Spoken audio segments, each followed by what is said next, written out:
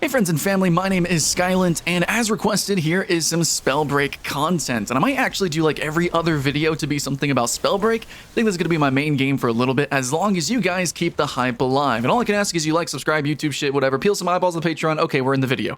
So, talking about Spellbreak, my experience from the alphas, back when it was on Steam, playing a little bit on Epic closed beta, and now full release, what has changed? What makes it really good now? Because here's my review. It's a soft review a little bit. I still need to do more play testing, more, actual analysis and trying to get good at the game. But what I can tell you is there are some actual, just concrete improvements to the game, and I want to mention those right now. For those who maybe have played the game or have noticed that the game didn't quite have too much attention on it earlier, and why now all of a sudden people are like, oh yeah, it's some good stuff. Let's jam, guys. So, get back into Spellbreak, download it now, it's free to play on Epic Games Store, and this is why I am now really kind of excited for the game, when previously maybe I was a little bit uncomfortable. So, I guess some of my problems, and if you go back and watch my first look, you'll see I had a lot of fun previously.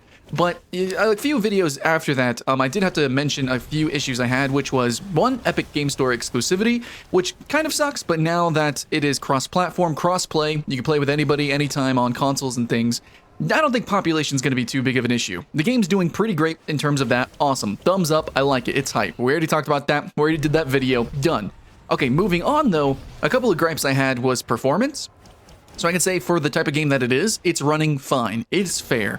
I think it should be better. I think that it needs to be better, especially because it has arena shooter influence. It's so mobile. It can be a little bit laggy, even when there's not that many players on the screen in terms of frame rate and latency. But I still think it's running pretty fine and fair for what it is and for just recently launching and for being cross-play, all that, the way the game looks and plays and feels, it's pretty good. It's definitely now at a solid point for me, where previously I actually stopped playing because it was too uncomfortable. So does it feel good enough for me? And I'm really picky, 144 frames per second monitor. I was masters in Overwatch. I like to play games competitively. Yeah, it feels, I would say, fair enough. Again, considering battle royales tend to be really, anyways, so it's fair.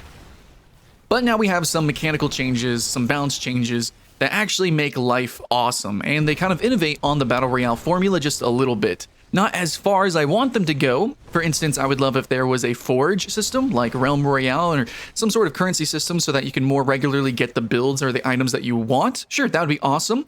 But we'll see how the game actually evolves from there. We've seen how every single Battle Royale has actually changed and evolved and added to their systems over time. I think Spellbreak can do that as well. But some things that they have changed that I really like immediately from the closed alpha to what it is now is how you actually level up and what happens through the progression of the game.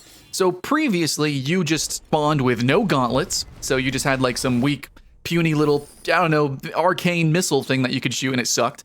And then you had to pick up one gauntlet, and you could pick up another gauntlet, and then from there you could kind of mix and match. It became a little bit clunky to pick up stuff. The way you had to pick up potions and runes and a couple of different armor pieces, I guess.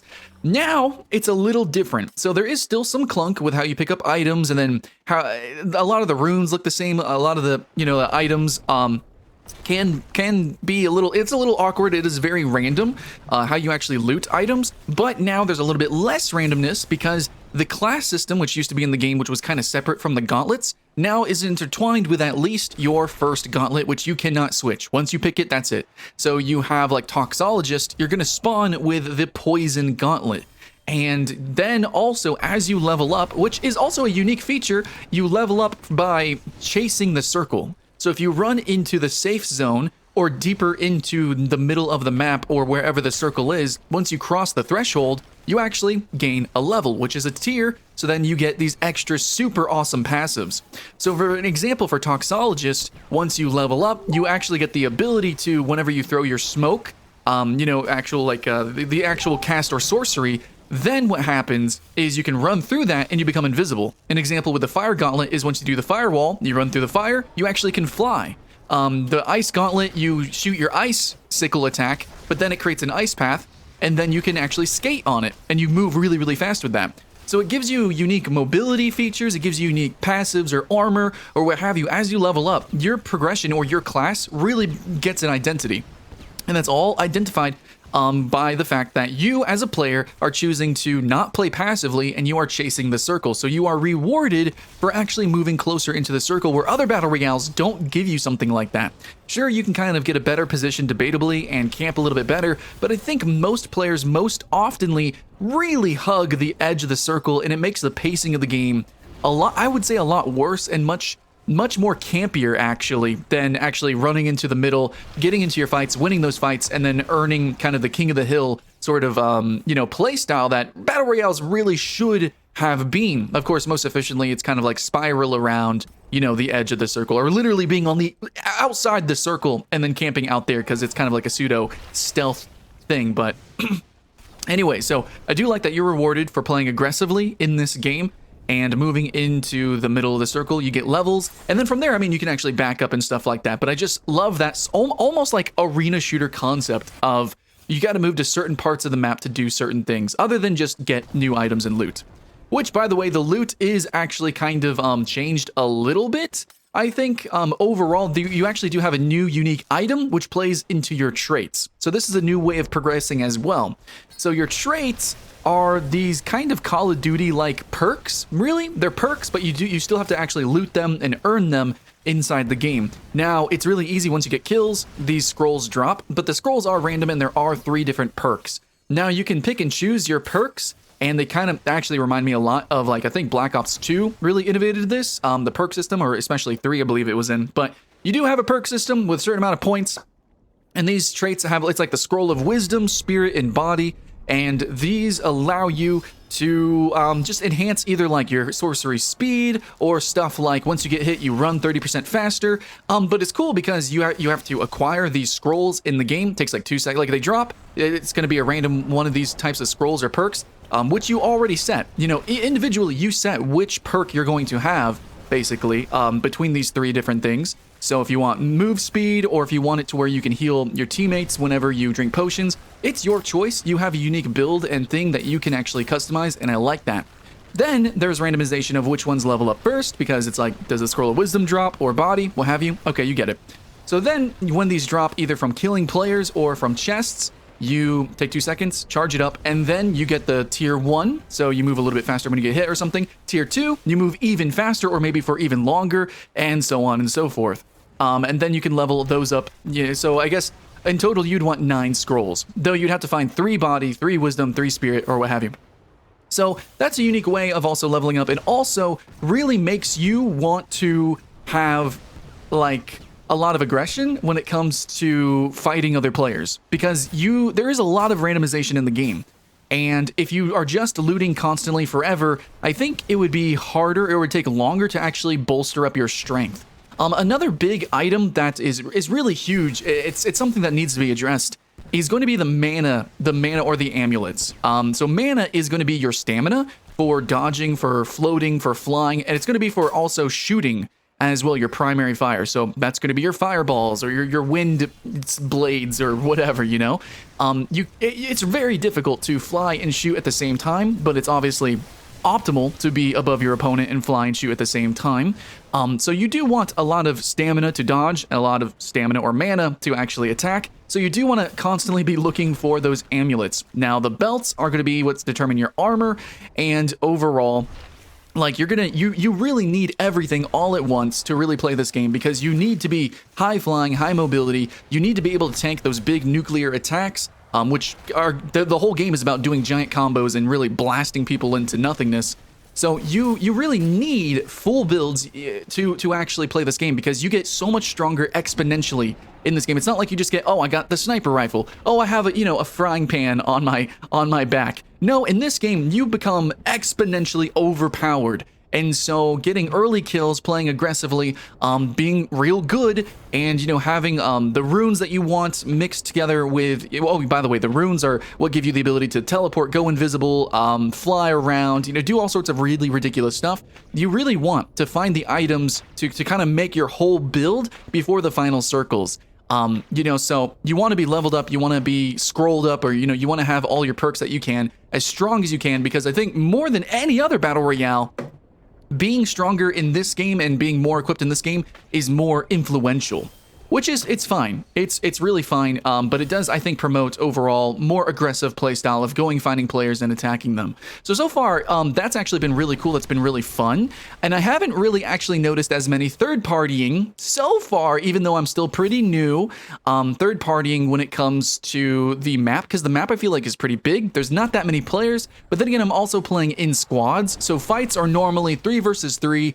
They happen in specific locations, though when it comes to the final circle, there's a lot of third-partying. It's like, okay, the game is really, really fun until the final circle where it's just absolute stress. Because in the game, it is very easy to fly around to escape. It's very easy to be mobile and dodge, and basically a lot of people kind of survive till the end, and in a game like this with such a high time to kill and such chaotic abilities, it is a little fucky, to be honest. But overall, I'm finding myself getting to that final circle more often, not just because I'm better, but I feel like the game is maybe better designed.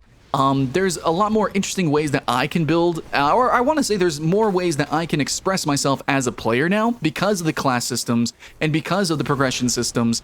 And so it's allowing me to really have more fun, obviously have more engaging combat for my personal taste and flavors, at least. And I have more opportunity to pick and choose when I actually fight, when I want to run away. But I will say, when you can't really... Yeah, when you're kind of forced to fight in the final circle and a lot of people are alive, flying around, explosions everywhere, it does get a little bit ridiculous. So maybe that's just because it's a bunch of noobs. I don't know. You know, I'm playing in squads, so it's, you know, I don't know.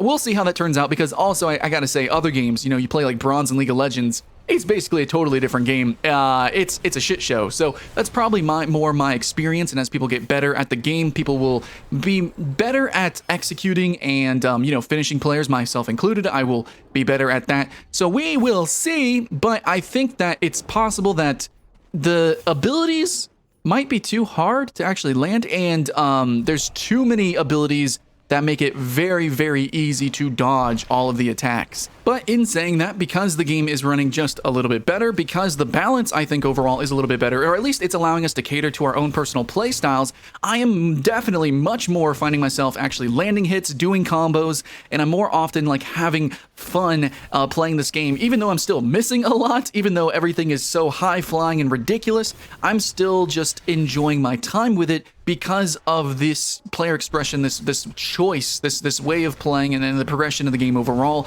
It just feels really good. So there's definitely an improvement there. And because I have seen this improvement with a game that is so ridiculous as this, I can tell that it's going to be fine-tuned, it's going to be tightened up, and over time, I think that they're going to really nail down a feel for the game that's going to be something totally special. And it already is special, it's just a little bit ridiculous still, but I think over time, it's going to be better and better and better and better, and who knows where it's going to go from here, but I know it's going to go at least forward from here, because that's just the evidence that I have seen, and that's what I wanted to kind of report on, is that from alpha to now, there has been improvements, balance changes, and even though there are not too many additions to the game, like not really too many gauntlets or anything like that, the trait system is more passive and things like that, and really a reworking of the old class system, even though the game has just kind of been refined since then, it's been to such a degree that I really have to make a statement that it's really changing the way the game entirely feels, and it feels better, and I think in time, it will only continue to be and feel better. And that's awesome, because this is a very unique and special game. So that's pretty much it, guys. New class system and new balancing, and it runs a little bit better in terms of performance, and everything just feels a little bit better. Could have said it in like 2 seconds, but I really wanted to, you know, elucidate why for those who actually played the game, or for people who are very interested in checking it out. Please check out Spellbreak. It's free to play. I'm going to be doing lots of content on it, and I'm having a lot of fun with it, even though I suck. And that's okay. I will end the video with this, guys. You're gonna suck, and that's just going to be a fact, but everyone sucks. Everyone's missing shots, everyone is being ridiculous and trying to be overpowered. Learning to control those powers is part of the game, that's part of the fun, and I think as long as you go in with that mentality of like okay, I'm a student kind of mentality, you're going to have a great time, just like me. And hopefully you can play with me. Here we'll be streaming on YouTube, and join my Discord if you guys want to chat it out too. So Spellbreak is pretty cool. If you guys want tips and tricks, I will be trying to learn that, but I might even actually collaborate with some people who have already done those videos, and we'll see what we can push out. And if you guys want to collaborate with me, let me know. Again, join the Discord. Much love, keep the hype alive. My name is Skylent, and I will see you again next time.